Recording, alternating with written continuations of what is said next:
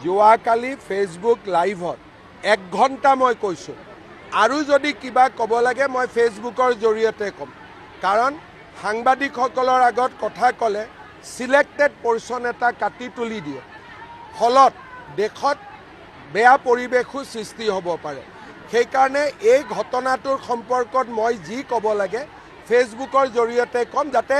গোটেই অসমৰ মানুহে কথাখিনি একেলগে শুনিব পাৰে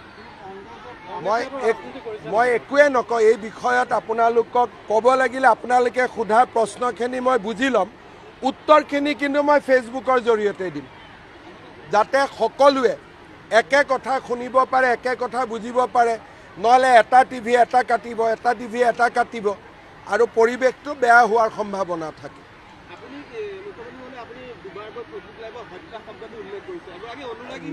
মই যি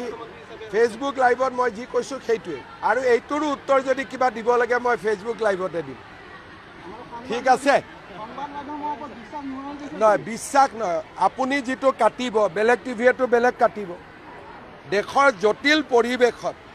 কমিউনিকেশ্যনৰ ছিষ্টেমটো বেলেগ হ'ব লাগে ৰাইজৰ লগত ডাইৰেক্ট হ'ব লাগে দেশত যেতিয়া জটিল পৰিৱেশ থাকে মুখ্যমন্ত্ৰীয়ে ৰাইজৰ লগত ডাইৰেক্ট কথা পাতিব লাগে মাধ্যমৰ জৰিয়তে কথা পাতিলে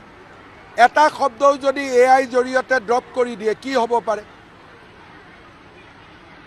সিদিনাখনে এখন মানে কান্দি থকা ফটো এখন হাঁহি থকা ফটো কৰি দিলে সেইকাৰণে যেতিয়া দেশৰ পৰিৱেশ জটিল হয়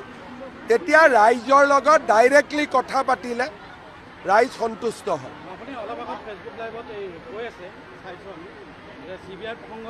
আপোনালোকে ফেচবুক লাইভতে উত্তৰ পাব প্ৰশ্নখিনি মোক সুধি থ'ব পাৰে আপোনালোকে ইয়াৰো উত্তৰ ফেচবুক লাইভতে পাব হ'ব ধন্যবাদ